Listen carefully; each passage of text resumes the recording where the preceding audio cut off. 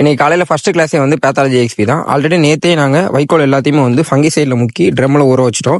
இன்னைக்கு காலையில் வந்த உடனே ஃபர்ஸ்ட் வேலையாக என்னன்னா அந்த ட்ரம்மில் இருந்த வைக்கோல் எல்லாத்தையுமே எடுத்து மறுபடியும் வந்து கீழே தரையில் வந்து காய போட்டு வச்சுருந்தோம். காய போட்டதுக்கப்புறம் அந்த ஈரெல்லாம் கொஞ்சம் போனதுக்கப்புறம் மறுபடியும் அடுத்து ஒருத்தராக வந்து பேக் போட ஸ்டார்ட் பண்ணிட்டோம்.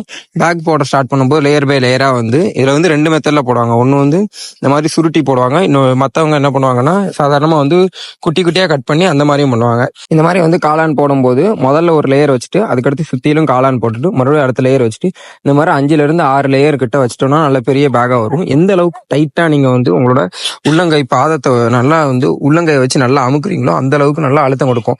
அழுத்தம் இருக்க தான் வந்து அந்த அந்த மொட்டு இருக்குல்ல அது வந்து சீக்கிரம் வந்து முளைச்சி வெளியில வரும்.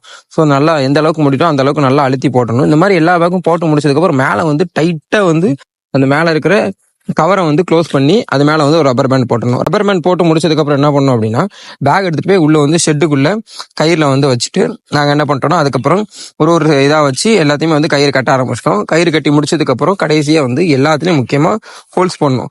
ஒரு 5லேருந்து, ஏன்னா நாங்கள் ஒரு 6 லேயர்லேருந்து 7 லேயர் போட்டிருக்கிறதுனால வந்து ஒரு 5லேருந்து 6 ஹோல்ஸ் வந்து சுற்றில ஒரு சைடும் போட்டுட்டு மேலே டாப்லையும் பாட்டம்லையும் போட்டு வச்சுட்டு வந்தோம். ஸோ இன்னைக்கு போட்டு முடிச்சுட்டு அதுக்கப்புறம் ஆல்ரெடி இருந்த பேக்குக்கு இரிகேட் பண்ணிட்டு வந்துட்டோம். இன்னைக்கான ஒர்க் வந்து இதுதான்.